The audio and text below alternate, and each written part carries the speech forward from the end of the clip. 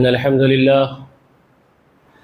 لله نحمده ونستعينه ونستغفره ونؤمن به ونتوكل عليه ونعوذ بالله من شرور أنفسنا ومن سيئات أعمالنا من يهده الله فلا مضل له ومن يضلله فلا هادي له وأشهد أن لا إله إلا الله وحده لا شريك له وأشهد أن محمدا عبده ورسوله أرسله بالحق بشيرا ونذيرا وداعيا إلى الله بإذنه وسراجا منيرا أما بعد فإن خير الحديث كتاب الله وخير الهدي هدي محمد صلى الله عليه وآله وسلم وشر الأمور محدثاتها كل محدثة بدعة وكل بدعة ضلال وكل ضلالة في النار اللهم نعوذ بك من النار يا أرحم الراحمين وأعوذ بالله السميع العليم من الشيطان الرجيم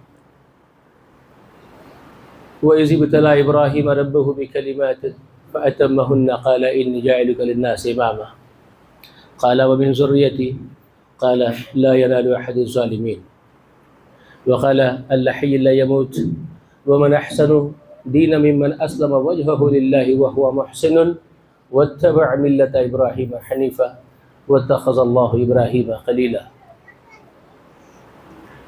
وقال الحي لا يموت إنا أعطيناك الكوثر فصل لربك وانحر إن شانئك هو الأبتر. تعریف ہے، حمد و ثنا بڑائی و بزرگی اللہ وحدہ لا شریک کے لیے لائق و زیبہ ہے. درود و سلام ہو انبیاء و مرسلین پر، اور خصوصاً بے شمار رحمتیں، بے شمار برکتیں نازل ہو ہمارے سردار نبی آخر الزمان سید المرسلین و رحمت العالمین صلی اللہ علیہ وآلہ وسلم پر، اور سلام ہو آل محمد پر، آپ کے اہل پر، آپ کے بیت پر، اور سلام ہو آپ کی اتباع کرنے والی آپ کی امت پر. معزز سامعین و سامعات، ہم یہ ذی الحج کے پہلے عشرے سے بھی اب نکل رہے ہیں، اور سب کو پہلے ہی مبارکباد دیتا ہوں. کل عید الاضحیٰ ہوگی، آپ سب کو مبارک ہو. یہ دن بہت اہم تھے، ہم سے یہ بھی نہیں ہو سکا کہ ہم اس میں کچھ عمل کر کے اپنے رب کو راضی کر لیتے. کئی موقع ہمارے پاس اللہ دیتے ہیں مگر ہم لوگ فائدہ نہیں اٹھا پاتے. ہم کمزور امت ہیں، جو غلطیاں ہوں گی اللہ معاف فرما دے.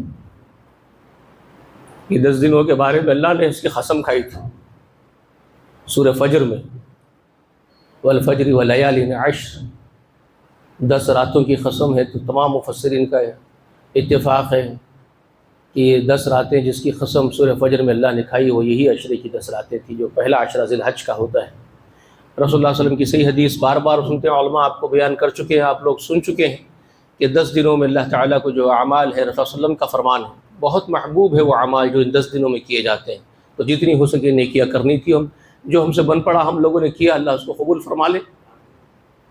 نہیں کر پائے ہیں، اللہ تعالیٰ اپنے فضل سے عطا فرما دے، تیری شان کے مطابق عطا کر دے. یہ ہماری دعا ہے. اب آئیے کل جو قربانی آپ کرتے ہیں، دیکھیے ہم لوگ، میں کتنی ہی بار کہتا ہوں، آپ حضرات سے میں پہلے ہی معذرت کر لیتا ہوں کہ میرے الفاظ شاید بہت سخت لگتے ہیں لوگوں کو، لیکن میں کیا کروں. حقیقت یہی ہے، ہم بہت فارمل لوگ ہو چکے ہیں. ہماری عبادتیں ایک فارمل ہے میرے بھائی، فارمل طریقے سے رسمی طور پر عبادتیں ہم کرتے ہیں. ہماری عبادتوں میں وہ اخلاص جو رسول اللہ نے اپنے صحابہ میں ڈالا تھا وہ ہم لوگوں کے اندر بہت کم، کیا بلکہ میں یہ سمجھتا ہوں کہ آج جو ایگزسٹ ہم کرتے ہیں زمین کی پشت پر مسلمان، نہیں کے برابر ہے اخلاص ہمارے اندر، بالکل نہیں کے برابر. کہاں وہ صحابہ اکرام جن میں رسول اللہ علیہ وسلم نے ایک ایسی عظیم روح پھونک دی تھی، ایسا اخلاص ڈال دیا تھا کہ رہتے دنیا تک ایک مثال بن گئی وہ جماعت. اور ہم جماعتوں میں پڑھ کے اختلاف میں پڑے ہوئے ہیں اور لڑائی جھگڑوں میں لگے ہوئے ہیں، قوم لدہ بنے ہوئے ہیں. ہماری حالت بہت خراب ہے، بہت خراب ہے، معاف کرنا، بہت خراب ہے. ایک مغرب کی نماز میں پڑھ رہا تھا، ایک صاحب اقامت بولے، ایک بچے کو لے کے آئے، ان کے بازو بچہ ٹھہرا ہوا ہے، انہوں اقامت بولے. ایک دبلے پتلے امام صاحب، نوجوان بچہ ہے، آیا نماز پڑھا دیا. کسی اور مسجد کی بات سنا رہا ہوں، آپ یہ مسجد نہیں سمجھے، لیکن مسجد کس کی ہے؟ جو قرآن و سنت بولنے والے ہیں، سلف صالحین کے منہج پر چلتے ہیں. یہ ہماری مسجدوں میں اس طرح کے تماشے دیکھنے میں آتے ہیں، دوسری جگہ بہت کم دیکھنے میں آتے ہیں، ہمارے پاس بہت زیادہ دیکھنے میں آتے ہیں یہ تماشے جو میں سنا رہا ہوں. تو وہ بیچارے اقامت بولے، ایک صاحب نماز پڑھا دی، اور نماز جیسے ہی ختم ہوئی پیچھے سے ایک بزرگ آدمی جو ہے، اچھی خاصی داڑھی ہے، گورے گمٹے ہے، اچھا نورانی چہرہ ہے، لیکن چیخ پکار شروع کر دیے، اور وہ جو اقامت بولا اس کے اوپر بھڑک رہے ہیں۔ 5-10 منٹ تو ڈانٹتے رہے اس کو، بچے کو لے کے کیوں آئے، انہیں لقمہ بولنے کا کام کا نہیں، غلطی ہوئی تو اشارہ کرنے کا کام کا نہیں، شرم نہیں آتی تم لوگوں کو، فلاں نہیں آتی، چلا نہیں آتی۔ 10-15 منٹ تک اس کو جھاڑتے رہے۔ سوچئے، آپ نماز کے سلام پھرنے کا انتظار کر رہے تھے، مطلب یہ ہے کہ پوری نماز میں آپ کے ذہن میں صرف یہی آدمی گھوم رہا تھا جو بچے کو لے کے آیا ہے، اور آپ کے دماغ میں یہی بات تھی کہ اس کو ڈانٹنا ہے۔ آپ کی نماز یہ ہے، آپ معاف کرنا یہ نماز ہے آپ کی۔ اور وہ صحابہ جس پر رسول صلی اللہ علیہ وسلم نے روح پھونک دی تھی اخلاص کی، وہ نماز میں کھڑے ہوتے تو سیدنا علی کا واقعہ میں نے آپ کو سنایا بھی ہے اور آپ سنتے بھی رہتے ہیں۔ پیر میں ایڑی میں کیل ٹوٹی ہوئی ہے بھالے کی، اور در سے کرارا علی ہاتھ نہیں لگانے دیتے کسی کو، تو صحابہ مشورہ کر رہے ہیں آپس میں، یہ نہیں نکالنے دے گا، درد بہت ہے اس کو، تو طریقہ یہ ہے کہ نماز میں وہ کھڑے ہو گیا تو نکال لو، اس کو پتہ نہیں چلے گا۔ اور اس طرح سے نکالا گیا، پیر کا کیل علی کا، نماز میں کھڑے ہوئے علی، اور صحابہ اکرام آئے، مرہم پٹی کر دی، اس کو خبر ہی نہیں، جو بھی جسم اس کا محسوس ہی نہیں کر رہا درد کیا چیز ہے، اس کو صرف اللہ یاد ہے، اور وہ بندہ یا غلام ہے اللہ کا کھڑا ہوا ہے۔ ارے یہ کون سی نماز وہ پڑھتے تھے، کون سی ہم پڑھ رہے ہیں، ذرا سوچ لیجیے۔ ہماری نماز میں وہ گھوم رہا ہے کہ کب جھگڑا کرنا ہے۔ جی یہ ہم لوگ ایسے ہیں، یہ ہو گئے ہم لوگ۔ یہ ایک جگہ کا نہیں ہے واقعہ، میں آپ کو سناؤں، بے شمار واقعات ایسے ملیں گے آپ کو۔ میں ایک جگہ صف میں کھڑا ہوں، ایک اور مسجد کا واقعہ سنا رہا ہوں، صف میں کھڑا ہوا ہوں، کبھی کبھی ہوتا ہے اقامت باندھتے وقت آپ کھڑے ہوتے یوں ہاتھ باندھ لیتے ہیں، یہ انسانی نیچر ہے، فطرت ہے، انسانی کھڑے ہونے کا ایک انداز ہوتا ہے۔ تو ایک بڑے بزرگ آدمی اچھی خاصی داڑھی والے ہیں، لنگی ٹخنے کے اوپر پنڈلیوں تک لنگی باندھے ہوئے، اور میرا ہاتھ جھٹکے سے کھینچ کے بول رہے ہیں، ہاں یہ بدعت ہے، اس طرح ٹھہرنا بدعت ہے یہ، اور ہاتھ جھٹک کے بول رہے ہیں میرا۔ میں ہنس دیا ان کے اوپر، بولا بڑے علامہ لوگ ہیں، آپ لوگوں کو سب معلوم ہے صاحب کیا بدعت ہے اور کیا سنت ہے، ہم لوگوں کو کیا معلوم، ہم عام آدمی۔ یہ ہمارا حال ہے میرے بھائی، اس طرح کے ہم لوگ ہو گئے ہیں۔ کون سی عبادتیں ہم کر رہے ہیں ذرا سوچیے۔ ہماری مسجدوں میں جھگڑے، ایک دوسرے کے خلاف بغض، کینے، زہر، یہ ساری چیزیں ہمارے اندر پائی جاتی ہیں، اور ہم بہت مخلص لوگ بن رہے ہیں لوگوں کے سامنے۔ کیا بولیں گے اب، کس سے بات کریں گے بتائیے؟ اور ہم قوم لدہ نہیں بن گئے، جھگڑالو قوم نہیں بن گئے ہم لوگ۔ کہاں وہ اخلاص ہے؟ بتائیے، ابراہیم علیہ السلام کی طرف نسبت کر لیتے ہیں شان سے، پتہ نہیں ہمارا کیا ہوگا۔ کیا نسبتیں ہم کو چھڑا دے گی؟ ہماری نسبتیں ہم کو نجات دلا دے گی؟ تو پھر سنیے، سورۃ البقرہ میں آپ کو سنا رہا ہوں، اللہ تعالیٰ ایک قوم سے خطاب کر کے فرماتے ہیں، یا بنی اسرائیل اذکروا نعمتی التی انعمت علیکم وانی فضلتکم علی العالمین واتقوا یوما لا تجزی نفس عن نفس شیئا ولا يقبل منها عدل ولا تنفعها شفاعة ولا هم ينصرون۔ اللہ ایک قوم سے کہتے ہیں کہ اے یعقوب کی اولاد، بنو اسرائیل آل یعقوب کو کہتے ہیں، اسرائیل ان کا نام تھا، یعقوب علیہ السلام کا ایک نام تھا، تو بنی اسرائیل یعنی یعقوب کے بیٹے، اسرائیل کے بیٹے ان کو کہتے ہیں۔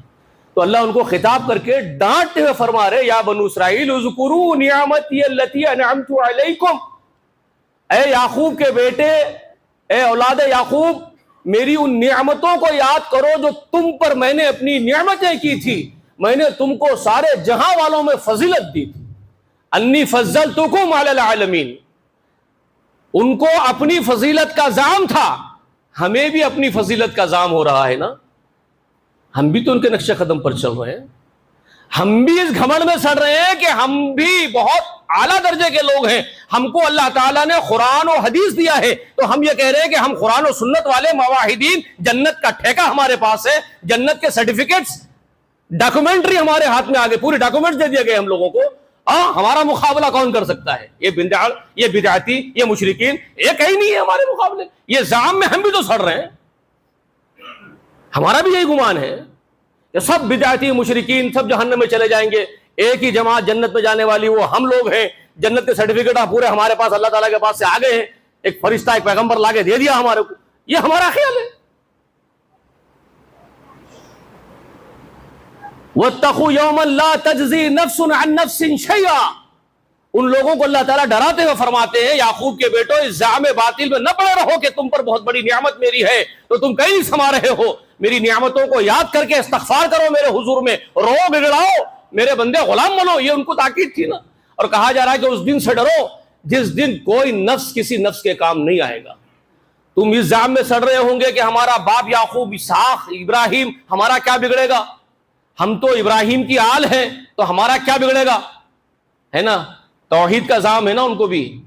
انہوں بھی یہی زعم میں سڑ رہے تھے کہ موحدین کے جو سردار ہیں، توحید کے جو علمبردار ہیں، توحید کے علمبردار ابراہیم خلیل الرحمان، رحمان کے دوست ہیں، ہم ان کی آل میں سے ہیں تو ہمارا کیا بگڑے گا. اسی زعم میں، اسی گھمنڈ میں تو وہ لوگ تھے. تو اللہ تعالیٰ نے اسی کا ازالہ کیا ہے. تم جس ہستی کا نام لے کے گھمنڈ میں سڑ رہے ہو، وَاتَّقُوا يَوْمًا لَا تَجْزِي نَفْسٌ عَن نَفْسٍ شَيْئًا، اس دن سے ڈرنا جس دن کوئی نفس بھی کسی اور نفس کے کام نہیں آئے گا. کوئی نفس بھی کسی نفس کے کام نہیں آئے گا. ایک تو ہمارے معاشرے کے اندر جہلا بہت ہیں. مسلمانوں کے اندر بہت سارے فرقے بن کے ہم لوگ جو ہے پورے طریقے سے غارت ہو گئے ہم.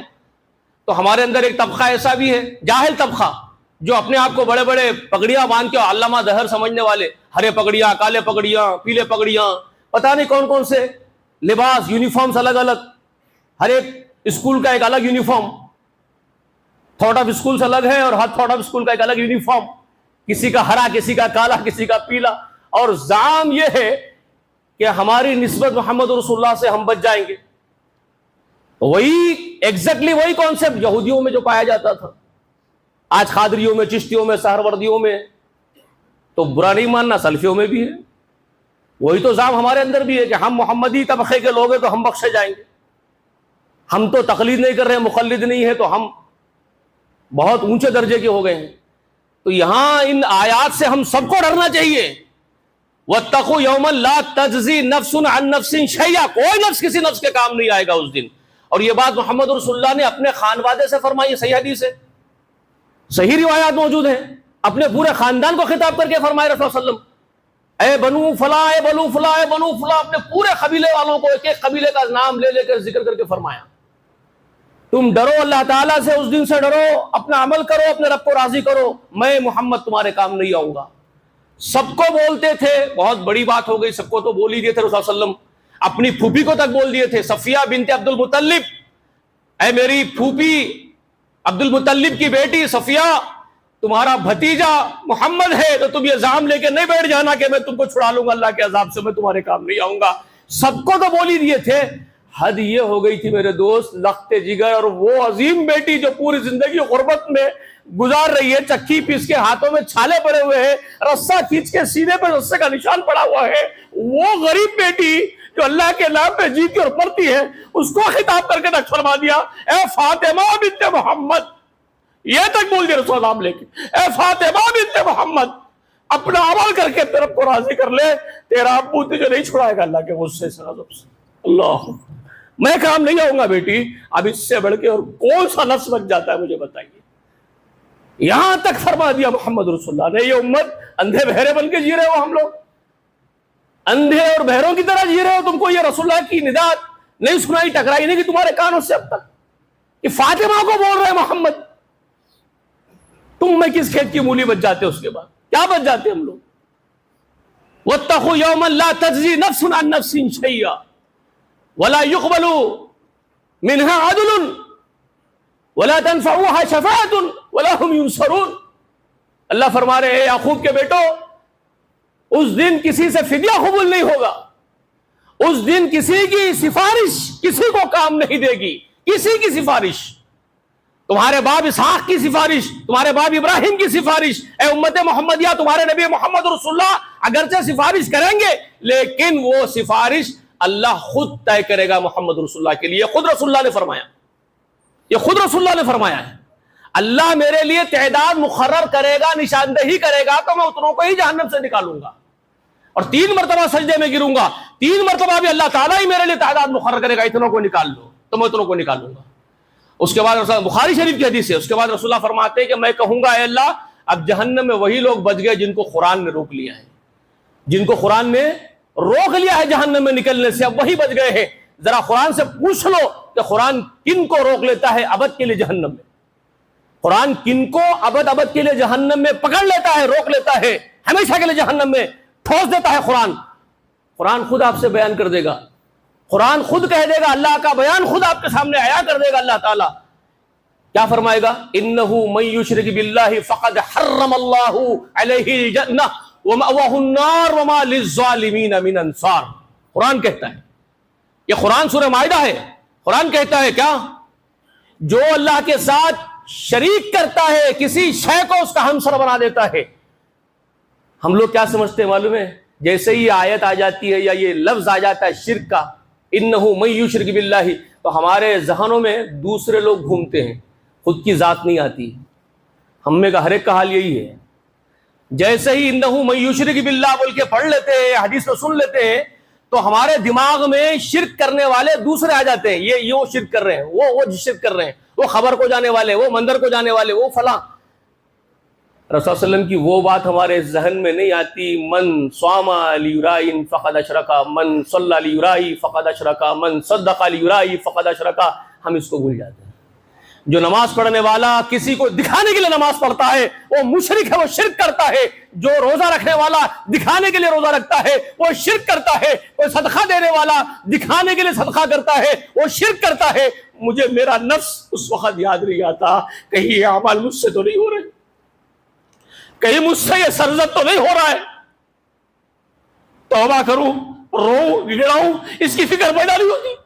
دوسرے ذہن میں آتے ہیں، کیوں دوسرے ذہن میں آ رہے ہیں؟ خود کیوں ذہن میں نہیں آ رہے اس وقت؟ مجھ سے بھی یہ خطا ہو سکتی ہے۔ کیوں یہ بات رسول اللہ کی بھول گئے کہ شرک خفی وہ شرک ہے جس طرح کالی اندھیری رات میں کالی سیاہ پہاڑی پر کالی سیاہ چینٹی نظر نہیں آتی تم کو، رسول اللہ فرماتے اس طرح سے شرک خفی تم کو نظر نہیں آتا اور تم سے ہو جاتا ہے۔ شرک خفی تم کو نہیں دکھتا اور تم سے ہو جاتا ہے اور تم ہلاک ہو جاتے ہو، تباہ ہو جاتے ہو۔ تو کتنا محتاط رہنے کی ضرورت ہے جی۔ ہم اپنے آپ کو ذہن میں لاتے ہی نہیں، ہم فقط دوسروں کو لاتے ہیں، یہ مشرک، وہ مشرک، وہ مشرک، سب مشرک، اور خود کو مواحد سمجھتے ہیں، بہت بڑا مواحد۔ نہیں معلوم کیا ہوگا، ڈرنے کا مقام ہے، رونا ہے، گڑانا ہے رب کے حضور میں کہ ہم سے وہ گناہ نہ ہو جائے، اللہ ہم تیرے پاس نہ لکھ دیے جائیں مشرکوں میں۔ تو وہاں رسول اللہ علیہ وسلم کی تعلیم دیکھو صحابہ کو کیا ہے اور ہمارے پاس کیا ہے، دیکھ لو۔ ہمارے پاس دوسروں کے لیے فتوے ہیں، ہم میں رسول اللہ میں یہ فرق ہے، ہمارے پاس دوسروں کے لیے فتوے ہیں، اور رسول اللہ کے پاس خود کا جائزہ تھا۔ رسول اللہ صحابہ کو خود کا جائزہ لینا سکھائے تھے، دوسروں کو کافر بولنا نہیں سکھائے تھے۔ معلوم ہے آپ لوگوں کو رسول اللہ علیہ وسلم کی زبان مبارک سے ہی تعلیم دی ہے نا۔ رسول اللہ فرماتے ہیں ایک آدمی رسول اللہ کا ساتھ رہنے والا، اٹھنے بیٹھنے والا ایک آدمی کسی سے کہہ دیا، بار بار ٹوک رہا تھا اس کو کسی عمل پر اس کے، اور اس سے کہہ دیا کہ اللہ کی قسم اللہ تجھے معاف نہیں کرے گا۔ رسول اللہ نے اس پر کیا سنایا؟ رسول اللہ نے واقعہ سنایا، ایک آدمی وہ انتقال کر گیا، اللہ تعالیٰ نے فرشتوں سے کہا کہ اس نے کس بنیاد پر میری جانب سے فیصلہ کیا کہ میں فلاں کو معاف نہیں کروں گا، اور کس بنیاد پر اس نے قسم اٹھائی میرے نام پر کہ میں فلاں کو نہیں معاف کروں گا۔ فرشتوں تم گواہ رہنا، میں نے اس کو جس کے بارے میں کہہ رہا تھا میں نہیں معاف کروں گا، اس کو جنت میں داخل کر دوں گا اور میں اس کو جہنم میں پھینک دوں گا، میں اس کو نہیں معاف کروں گا۔ اللہ فرماتے ہیں اس کو کس نے کہا کہ یہ فیصلہ میری طرف سے کرے کہ فلاں کو میں معاف نہیں کروں گا؟ یہ کون ہوتا ہے میری جانب سے بولنے والا؟ یہ رسول اللہ یہ سبق کیوں سنا رہے ہیں صحابہ کو؟ یہ کیوں بتا رہے ہیں رسول اللہ؟ اس لیے بتا رہے ہیں کہ محتاط رہو، زبانوں کو بند رکھو، یہ 32 دانتوں کے درمیان زبان تم کو تباہ کر سکتی ہے. بند رکھو اس کو. تمہیں نہیں معلوم اللہ کس کو معاف کرے گا کس کو نہیں کرے گا. محتاط رہو, خود کے لیے معافی مانگو اور نبیوں کا طریقہ اختیار کرو. میں نے آپ سے کہا نا, ابراہیم بہت بولتے ہیں. ارے ابراہیم خلیل الرحمان تو ایسے حلیم, ایسے اواب, رونے والے اللہ کے حضور میں نرم دل آدمی, جن کے بارے میں خود اللہ کہتا ہے انہ کان حلیم اواہ. یقیناً ابراہیم تو بہت نرم دل, بہت رونے والا آدمی ہے. اللہ فرماتے ہیں کیوں؟ لوط علیہ السلام کی قوم جیسے بدترین عمل کرنے والی قوم کو سزا دینے اللہ فرشتوں کو بھیجے. وہ فرشتے جاتے جاتے رکے ان کے گھر میں. انہوں مہمان نواز تھے, کھانے کھانے کے لیے بچڑا بھون کے لا کے پیش کر دیے, مہمان سمجھ کے, انسان سمجھ کے. وہ کھانا نہیں کھا رہے, ان کو تشویش ہوئی, تم لوگ کون رہے بھائی, کھانا کیوں نہیں کھا رہے؟ تو ان لوگ جب بول دیے پورا بات, واقعہ کلیئر کر دیے فرشتے, ہم لوگ ملائکہ ہیں, ہم کھانا نہیں کھاتے, آپ پریشان مت ہوئیے. اب انہوں سنا دیے ہمارے نکلنے کا مقصد کیا ہے. ہم لوط کی قوم پر عذاب دینے کے لیے نکلے. ہم کو ساتھ ساتھ اللہ نے ایڈیشنل ایک کام دے دیا کہ آپ کی بیوی, بڑی بیوی سارہ کو بھی اسحاق پیدا ہونے والا ہے. وہ بشارت دینے کے لیے آپ کے پاس رکے ہم لوگ. وہ بڑھی ماں شرما گئے تھے, ہماری ماں حضرت سارہ علیہ السلام شرما گئے کہ میں عمر بھر کی باج عورت تھی, بوڑھی ہو گئی, مجھے کیسے بچہ ہوا. تو فرشتوں نے کہا کہ یہ مصیبت کی کیا, اس میں کیا تو تعجب کرنے کی بات ہے اماں, تو باج ہے, تو بوڑھی ہے, اس سے اللہ کو کیا فرق پڑتا ہے؟ وہ جو چاہے کر گزرنے والا ہے. یہ بات میں نے اس سے پہلے بھی کئی مرتبہ کہی ہے. بھائی اسباب پر آپ یہ مت سوچئے یہ چیز ہم لوگ ابھی ہے نا, یہ مصیبت, یہ اس کا کوئی حل نہیں ہے, یہ بیماری, یہ لا علاج ہے. ارے آپ کون ہوتے ہو یہ بولنے والے لا علاج ہے, اس کا حل نہیں ہے؟ ارے آپ اور ہم اس ذات کے سامنے ہاتھ پھیلا دیں جو چاہے کر گزرنے والا ہے. یہاں وہی سبق دی ہے نا. سارا پریشان ہو رہی ہے تو فرشتے بول رہے تجھے کیا ضرورت ہے پریشان ہونے کی, تو بوڑھی ہو گئی, باج ہو گئی, اس سے تجھے فرق پڑ سکتا ہے, اللہ کو کیا پڑتا ہے؟ وہ جو چاہے کر گزرے. ارے وہ تو بغیر مرد کو چھوئے, کسی مرد کے چھوئے کے بغیر ہی مریم کو حاملہ کر دیتا ہے, وہ جو چاہے کر دیتا ہے. اسباب تمہارے لیے, اس کے لیے کیا ہے؟ تو خیر یہ ہو گیا. اب وہ جو فرشتے عذاب دینے کے لیے جا رہے ہیں قوم لوط کو, ذرا سوچنا بھائی قوم لوط کتنی بدترین عذاب کی مستحق قوم ہو گئی. اور اللہ فرما رہے ابراہیم ہم سے جھگڑ رہا ہے اس قوم کے بارے میں. ذرا قرآن کو سمجھ کے پڑھو تو معلوم ہوتا ہے بھائی. ابراہیم اللہ تعالیٰ سے حجت کر رہے, اللہ فرما رہے وہ ہم سے لگا حجت کرنے, ابراہیم ہم سے جھگڑنے لگ گیا, کہتا ہے مجھ سے, اللہ تعالیٰ فرما رہے معاف کر دے اس قوم کو. ابراہیم رٹ لگایا, اللہ معاف کر دے, موقع دے, مہلت دے, ان لوگوں کو عذاب مت دے.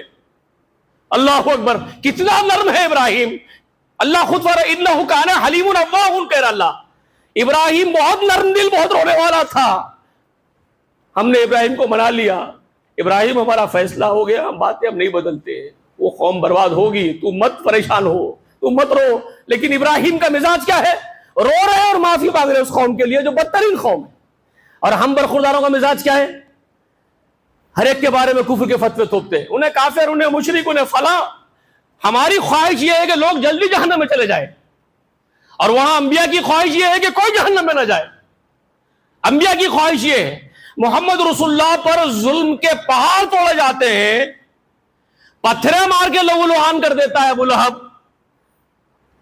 ایڑیوں کو جوتیاں چپک جاتی ہے خون سے, اور وہ محمد رسول اللہ جا کے ابو لہب کے گھر اکیلے پرائیونسی میں جا کے اس کو بولتے ہیں چچا میرے کان میں لا الہ الا اللہ کی گواہی دے دو, میں آپ کی سفارش کر لیتا ہوں انشاءاللہ. اللہ اکبر, کتنے نرم, کتنا بچانے والے انسانوں کو. اور ہم برخوردار کیا ہے؟ ذرا دیکھ لیجیے, اپنا جائزہ لیجیے, ہم لوگ کیا چاہتے ہیں. اور نام لے رہے ابراہیم کا, تو اللہ نے یہ فرمایا اس قوم سے, یعقوب کے بیٹو کوئی نفس کسی نفس کے کام نہیں آئے گا, کوئی فدیہ نہیں قبول ہوگا, کوئی شفاعت نہیں قبول ہوگی, کسی کی کوئی مدد نہیں کرے گا, کوئی کسی کی مدد نہیں کرے گا. آپ کس پر ٹیکا لگا کے بیٹھے ہوئے ہو؟ ابراہیم پر. تو اللہ تعالیٰ نے اس وقت یہ کہا, اس کانٹیکسٹ میں کہا وَإِذِ ابْتَلَىٰ إِبْرَاهِيمَ رَبُّهُ بِكَلِمَاتٍ فَأَتَمَّهُنَّ. تم جس آدمی پر ٹیکا لگا کے بیٹھ گئے ہو, زعم لے کے بیٹھے ہوئے ہو کہ ہمارا جد امجد ابراہیم ہے تو ہمارا کیا بگڑے گا, تو ارے وہ نادانو, تمہارے باپ ابراہیم کو تو اس کے رب نے بہت آزمائشوں میں ڈالا ہے, کئی باتوں میں آزما لیا اس کے رب نے, اس کو آزمائشوں میں ڈالا, دبا کے دیکھا, مت کے دیکھا ہے اللہ نے کتنا ہے ابراہیم, اللہ نے اس کو آزمائشوں میں ڈال کے دیکھا ہے. فَأَتَمَّهُنَّ، تو وہ ہر ایک آزمائش میں پورا اترا ہے رے میرا بندہ۔ نادانو، تم صرف اس کا نام لے کے بچ جانا چاہتے ہو؟ تم ابراہیم کا نام، اسماعیل کا نام، اسحاق کا نام، محمد رسول اللہ کا نام، صرف نام لے کے بچ جانے کی کوشش میں لگے ہوئے ہو۔ تم یہ کیوں بھول جاتے ہو کہ یہ اللہ کے بندوں کس قدر امتحانوں سے گزرے، اور تم نہیں آزمائے جاؤ گے؟ تم کیا سمجھتے ہو تم نہیں آزمائے جاؤ گے؟ ایسے ہی بغیر عمل کے تم کو جنت میں پھینک دیں گے اٹھا کے ہم؟ نہیں بابا، ایسا نہیں ہوگا، تم بھی دیکھے جاؤ گے کتنے ہو۔ تو وہ بتایا ابراہیم کو تو اس کے رب نے آزمایا، فَأَتَمَّهُنَّ، تو وہ پورے اترے ہیں ابراہیم۔ تب اللہ نے ان سے کہا انی جاعلک للناس اماما، ابراہیم میں تم کو پورے انسانوں کا پیشوا بناتا ہوں، پورے انسانوں کا۔ اللہ اکبر، اتنا بڑا مقام آزمائشوں کے بعد ملا ہے۔ تو خالہ من ذریتی، پوچھا ابراہیم ہم سے، اللہ فرما رہے ہم سے، ابراہیم التجا کرنے لگ گیا، اللہ میری اولاد کو بھی یہ منصب دیں گے امامت کا، آپ یہ بڑا منصب میری اولاد کو بھی ہوگا۔ تو اللہ نے کیا کہا ان سے؟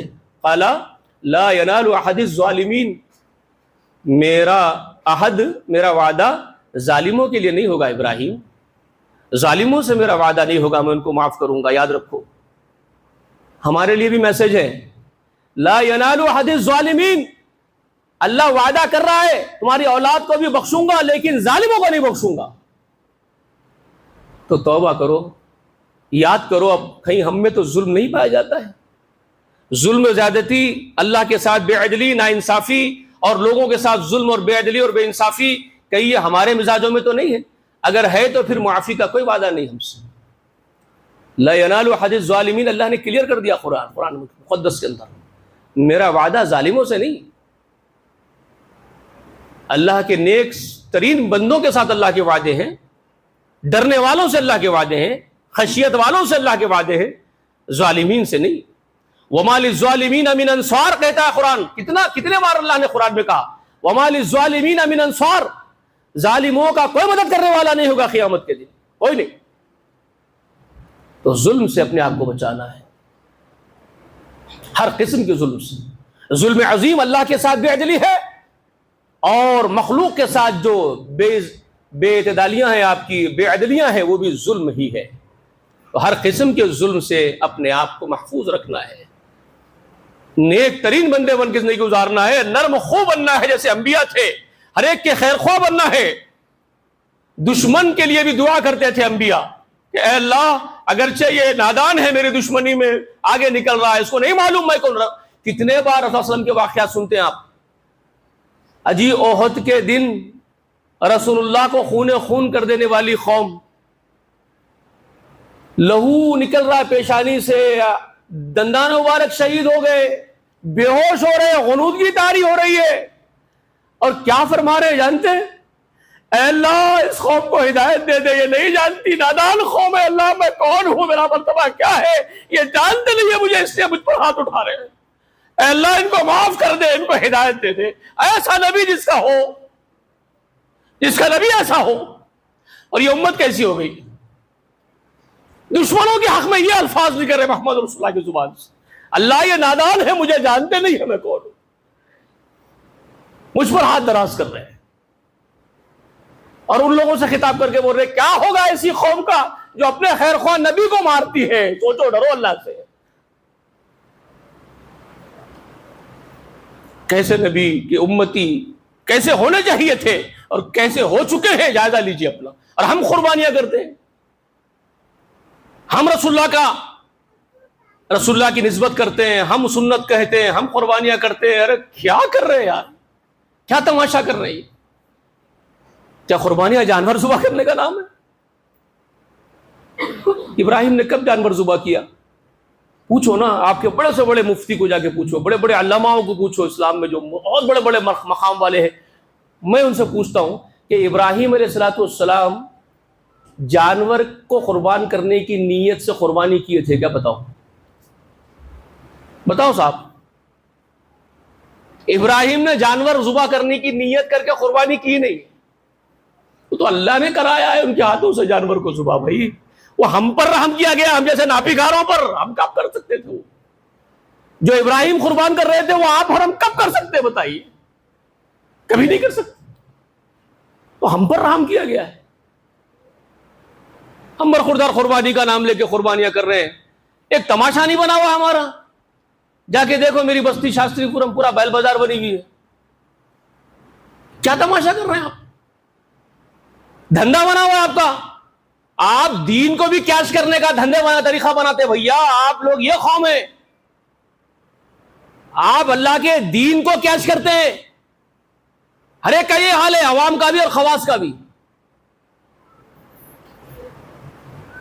بازو کا جو بے شرم ملک ہے ہمارے, بازو جو پڑوسی بے غیرت ملک ہے ہمارا, وہاں کے روزمرہ سوشل میڈیا پہ ویڈیوز آپ دیکھ رہے ہیں. ایسے بڑے بڑے بیل 50 کروڑ کا ہوتے. اللہ کی پناہ ہے, وہ ان کی کرنسی چھوٹی ہوں گی ٹھیک ہے, لیکن کس کو بولتے ہیں بھائی؟ لاکھوں روپے کے کروڑوں روپے کے جانور کس کو دکھا رہے ہیں آپ؟ یہ بازار میں کھڑے ہو کے تماشا کر رہے ہیں. یہ دین ہے آپ کا؟ جانوروں کے ویڈیو شیئر کر رہے ہیں, ان کو قربانیاں کرتے ہیں وقت کے ویڈیو شیئر کر رہے ہیں. کس کو دکھا رہے ہیں آپ؟ یہ ساری عبادت ریاکاری کی آپ کی.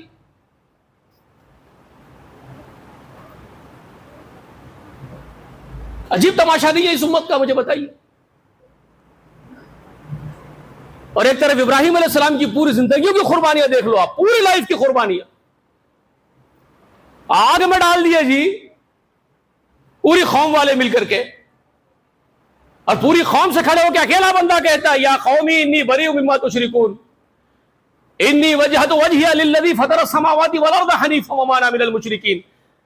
آپ تو خالی فارمیلٹی پڑھتے ہیں یہ دعا, وہ بھی منترا پڑھے ویسا یاد کر لیتے, کر لے کے جانور ذبح کرتے خود پڑھ لیتے انی وجہت وجہی للذی فطر السماوات. کیا مطلب ہے, کیا معنی ہے, کیا اس کی گہرائیاں ہے, کچھ بھی نہیں معلوم. پوری قوم سے کٹ کے تنہا ہو جانے والا ابراہیم بول رہا ہے یہ جملے. باپ پتھرے مار کے نکال دے رہا ہے بستی سے, قوم آگ میں ڈال رہی ہے. سوچ نہیں سکتے آپ, تصور نہیں کر سکتے قربانیوں کا ابراہیم.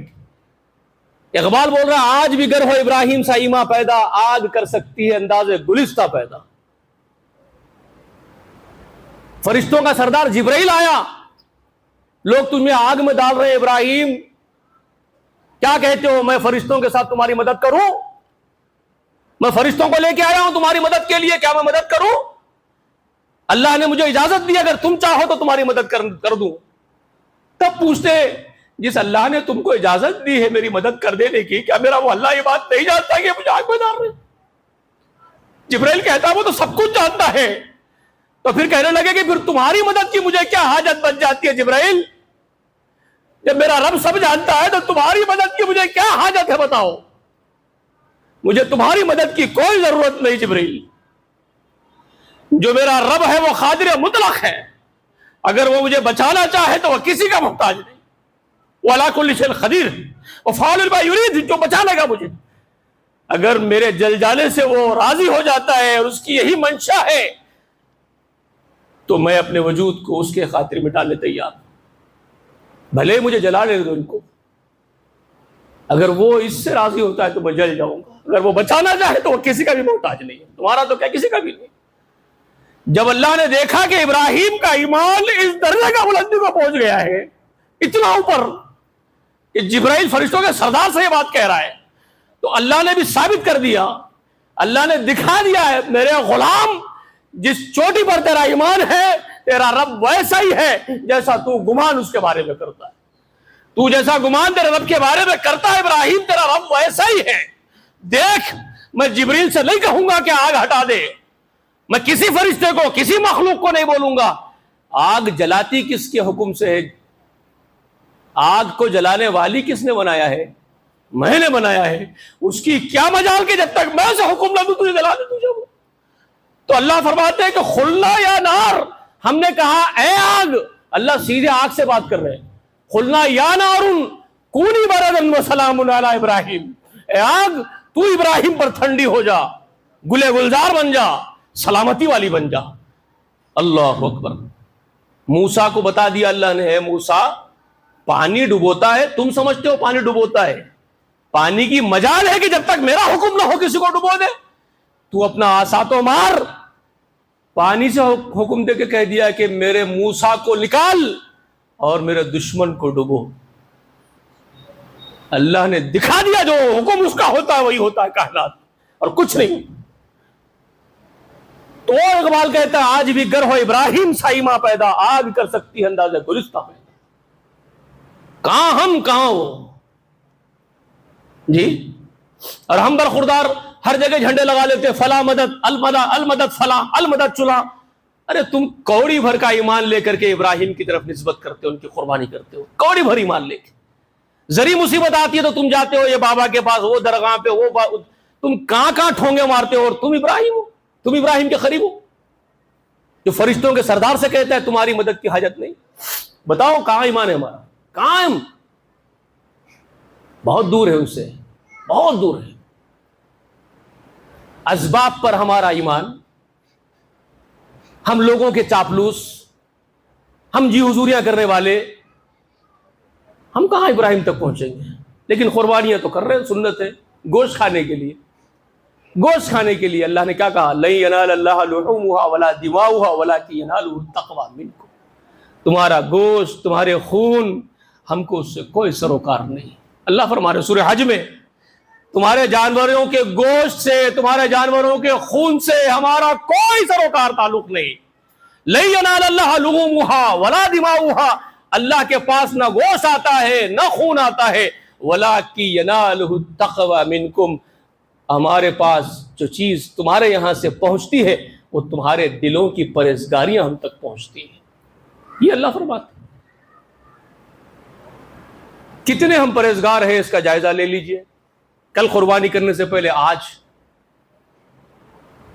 اللہ سے دعا ہے کہ اللہ مجھے کہنے سے زیادہ اور ہم سب کو سننے سے زیادہ عمل کی توفیق دے۔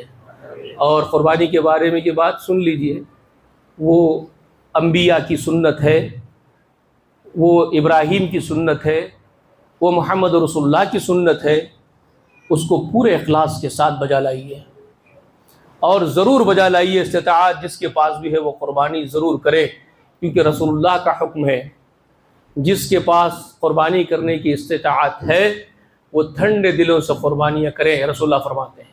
اور رسول اللہ نے فرمایا یوم النحر کے دن، یوم النحر کہتے ہیں کل جو دن آئے گا 10 ذی الحج کی 10 تاریخ کو یوم النحر کہتے ہیں، تو رسول اللہ علیہ وسلم نے کہا یوم النحر کے دن یعنی 10 تاریخ کو ذی الحج کی، اللہ کو سوائے اس قربانی کی عبادت کی اور کوئی عبادت محبوب نہیں ہوتی ہے۔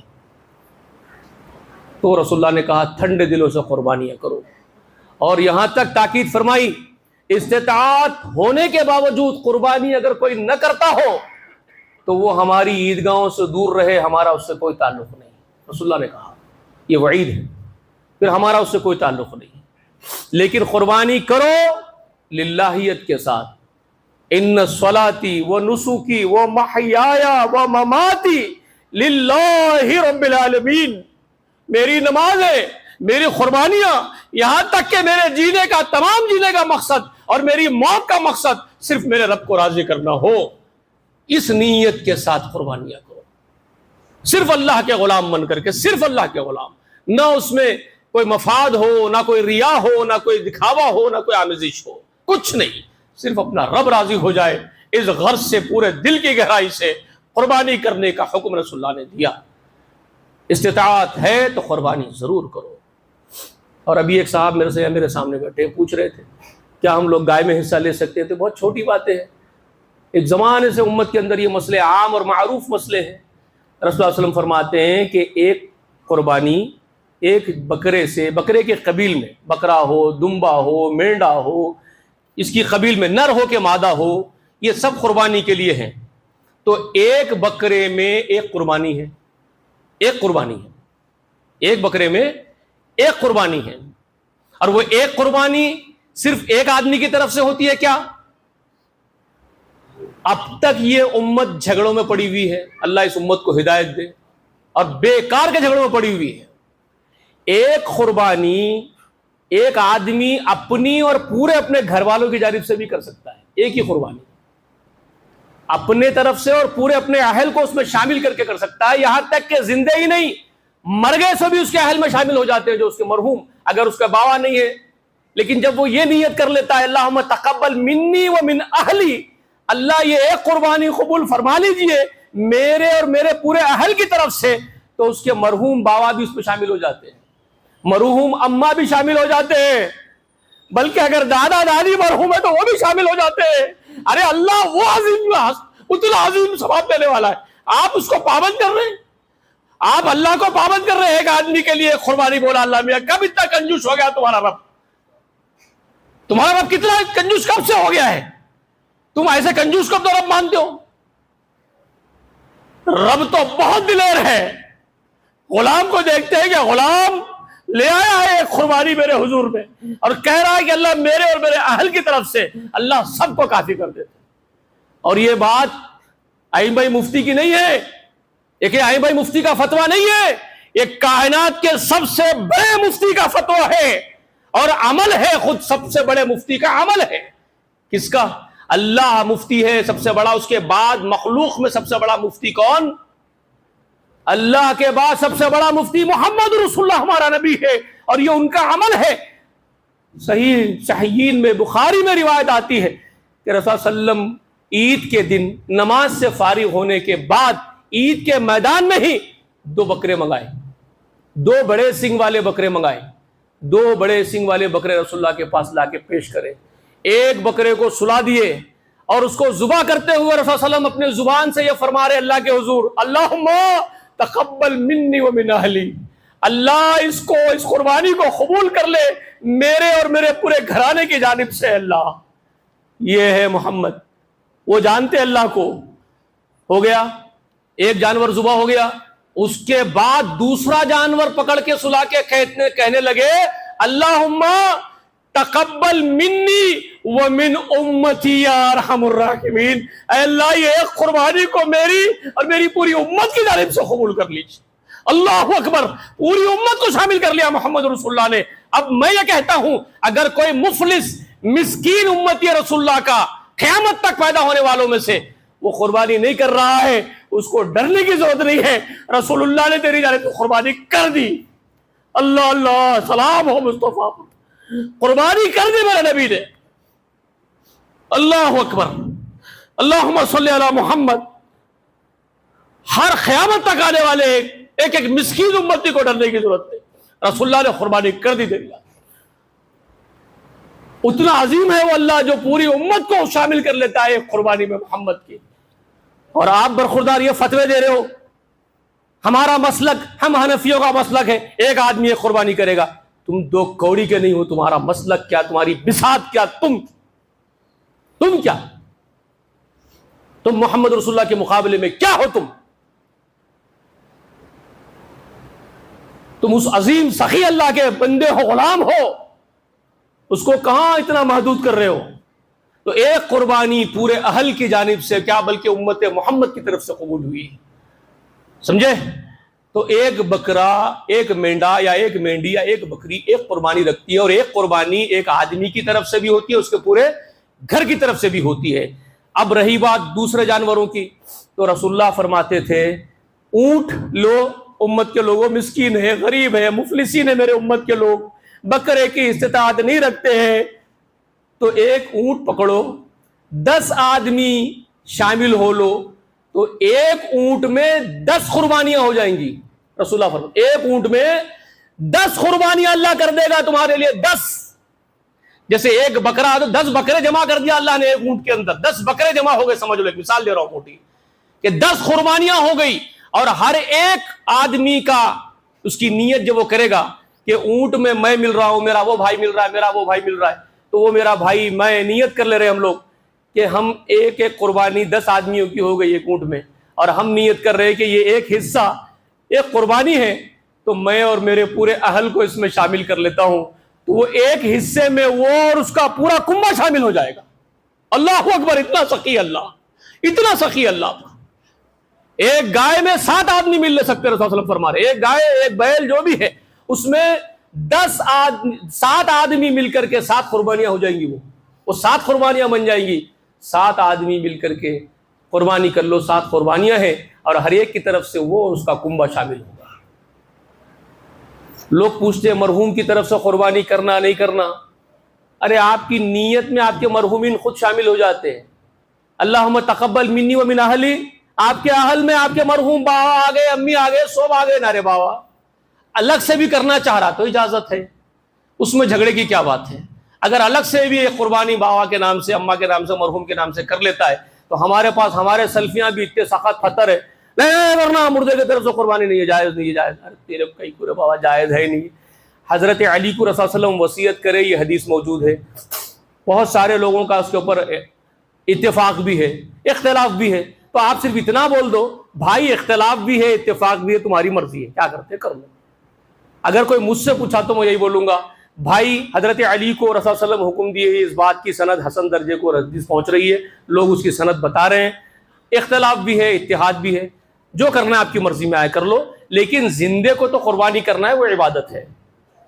اور یہ ایک بات جو اجتہادی بات ہو سکتی ہے، قرآن کے ذریعے سے اگر اجتہادی مسئلہ بیان کیا جا سکتا ہے تو وہ کھلم کھلا یہ جبار بھائی کھلم کھلا مسئلہ یہ ہے، انا اعطیناک الکوثر فصلی لربک وانحر۔ اللہ تعالیٰ رسول اللہ کو فرماتے ہیں کہ میرے حبیب محمد تیرے رب نے تجھے کثرت عطا کر دی ہے، بے شک تیرے رب نے تجھے کثرت عطا کر دی ہے، اتنا عطا کر دیا ہے جس کی گنتی کسی مخلوق کے پاس نہیں ہے، اتنا عطا کر دیا تیرے رب نے تجھے، تو اے میرے نبی تو اپنے رب کا احسان مند بندہ بن کے اسی کے لیے نماز پڑھ، اسی کے لیے قربانی کر۔ یہ اللہ تعالیٰ اپنے حبیب سے فرماتے ہیں۔ تو نماز کیا ہے میرے بھائی؟ عبادت ہے، تو قربانی کو ساتھ ہی ملا لیا اس کے، فصلی لربک وانحر، نماز اپنے رب کے لیے اور قربانی ذبیحہ بھی اپنے رب کے لیے۔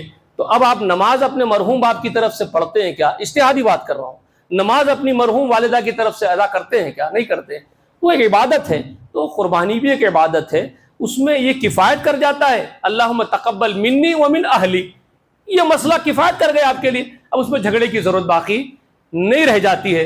تو بس یہ چند مسائل ہے جو آسانی سے آپ لوگ سمجھ لے سکتے ہیں، اس پہ جھگڑالو مت بننے کی ضرورت نہیں ہے۔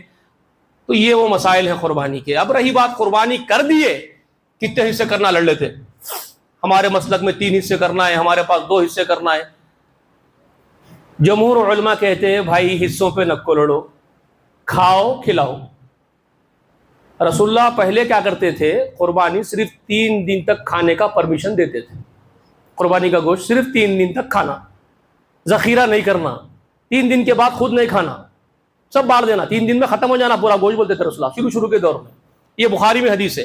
اس کے بعد رسول اللہ علیہ وسلم فرمانے لگے، جب آگے اسلام فراوانی کو پہنچ گیا، مال کی فراوانی ہو گئی، تب رسول اللہ علیہ وسلم نے فرمایا میں تم کو پہلے منع کر رہا تھا نا، قربانی 3 دن میں صاف کر دینا پوری، رکھ لینا نہیں، اب میں تم کو پرمیشن دے رہا ہوں، رسول اللہ فرمایا اب میں تم کو اجازت دے رہا ہوں، اب تم چاہو تو ذخیرہ بھی کر لو، اسٹوریج بھی کر لو، چاہے تو کھلا لو، اب 3 دن کی قید اٹھا دیا ہوں، 3 دن کی قید ختم، اب سال بھر بھی کھا لو، تمہارے کو ہماری طرف سے کوئی رکاوٹ نہیں، بولے رسول اللہ، رکاوٹ ختم ہو گئی۔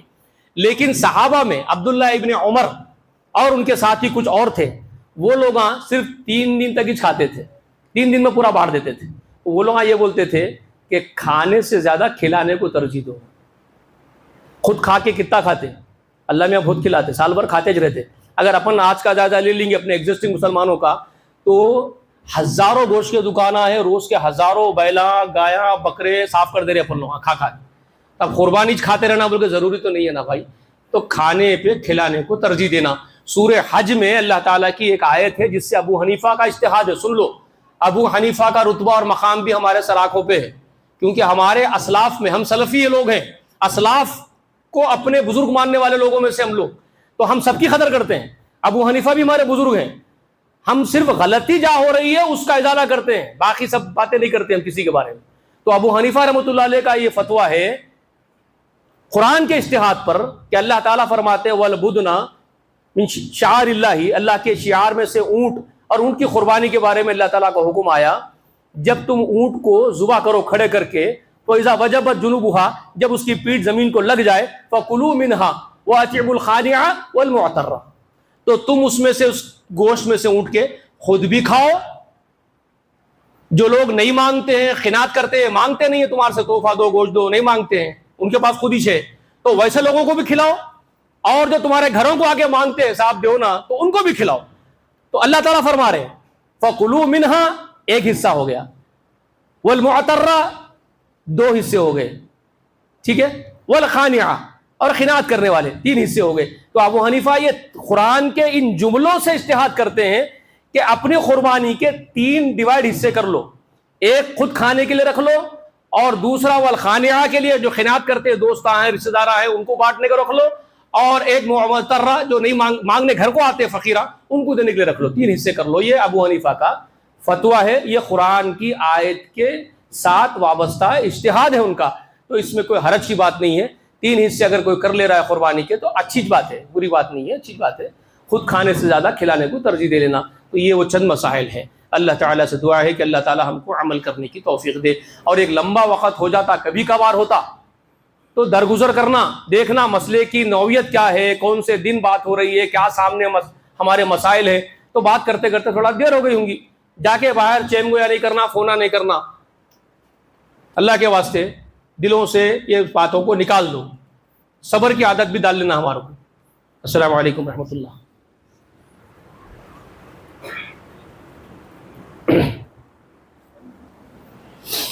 ان الحمد للہ نحمده ونستعینه ونستغفره ونؤمن به ونتوکل علیہ ونعوذ باللہ من شرور انفسنا ومن سیئات اعمالنا من يهده الله فلا مضل له ومن يضلله فلا هادي له واشهد ان لا اله الا الله وحده لا شريك له واشهد ان محمدا عبده ورسوله ارسله بالحق بشيرا ونذيرا وداعيا الى الله باذنه وسراجا منيرا اما بعد فاعوذ باللہ السمیع العلیم من الشیطان الرجیم ان اللہ وملائکتہ یصلون علی النبی یا ایہا الذین آمنوا صلوا علیہ وسلموا تسلیما اللہم صل علی محمد وعلی آل محمد کما صلیت علی ابراہیم وعلی آل ابراہیم انک حمید مجید اللہم بارک علی محمد وعلی آل محمد کما بارکت علی ابراہیم وعلی آل ابراہیم انک حمید مجید وصل علی جميع الانبیاء والمرسلین والملائکۃ المقربین والخلفاء الراشدین المہدیین وسلام علی آل محمد واصحاب محمد صلی اللہ علیہ وآلہ وسلم۔ میرے دوستو، ایک سوال بار بار آپ لوگوں کے پاس سے یہ بھی آتے رہتا ہے، فونوں پہ پوچھتے رہتے ہیں لوگ کہ ہم لوگ بال نہیں کتر رہے ہیں 1 تاریخ سے لے کے قربانی تک، تو کیا ہمارے بچوں کے بال بھی نہیں کترنا ہے؟ تو جو چھوٹے بچے ہوتے ہیں، نابالغ ہیں، وہ اس میں شامل ہی نہیں ہوتے آپ کی عبادتوں میں، ان پر فرض ہی نہیں ہوتی عبادت ہے یہ، تو ایسے بچوں کے بال ناخن وغیرہ کاٹنے میں کوئی حرج نہیں ہے۔ یہ اس آدمی کے لیے ہے شرط، یہ پابندی ناخن اور بال کاٹنے کی جو قربانی کرنے کی نیت کرتا ہے، جس کی نیت ہے قربانی کرنے کی، جو گھر کا ذمہ دار ہے، شوہر ہے، بیوی ہے، ان لوگوں نے کرنا ہے، بھی کاٹ لینا ہے، ٹھیک ہے۔ اور کل جو ہے قربانی سے فارغ ہونے کے بعد اپنے بال تراش سکتے ہیں، ناخن تراش سکتے ہیں، ٹھیک ہے۔ ربنا لا تؤاخذنا إن نسينا واخطأنا ربنا ولا تحمل علينا إصرا كما حملته على الذين من قبلنا ربنا ولا تحملنا ما لا طاقة لنا به واعف عنا واغفر لنا وارحمنا أنت مولانا فانصرنا على القوم الكافرين ربنا لا تزغ قلوبنا بعد إذ هديتنا وهب لنا من لدنك رحمة إنك أنت الوهاب رب ارحمهما كما ربياني صغيرا رب ارحمهما كما ربياني صغيرا رب ارحمهما كما ربياني صغيرا ربنا هب لنا من ازواجنا وذرياتنا قرة اعين واجعلنا للمتقين اماما ربنا آتنا في الدنيا حسنة وفي الآخرة حسنة وقنا عذاب النار عباد الله رحمني ورحمكم الله ان الله يأمر بالعدل والإحسان وإيتاء ذي القربى وينهى عن الفحشاء والمنكر والبغي يعظكم لعلكم تذكرون واذكروا الله يذكركم ادعوه يستجب لكم ولذكر الله اکبر واللہ يعلم ما تصنعون قوموا للصلاة والمسلمون۔ میں ممبر سے دعا کرتے ہی اتر جاتا ہوں کہ جن لوگوں نے دعاؤں کی درخواستیں بھیجی ہیں کہ جو بیمار ہیں، پریشان حال ہیں، اللہ ان سب کو بیماروں کو شفا دے، پریشان حالوں کی پریشانیاں دور فرما۔ آپ حضرات سے میرے لیے بھی گزارش کرتا ہوں کہ آپ حضرات میرے لیے بھی صحت کی دعا کیجیے۔ عمر ہماری بھی جا رہی ہے تو کچھ نہ کچھ لگا ہوا ہے، دعا کیجیے کہ اللہ صحت دے، عافیت۔ السلام علیکم۔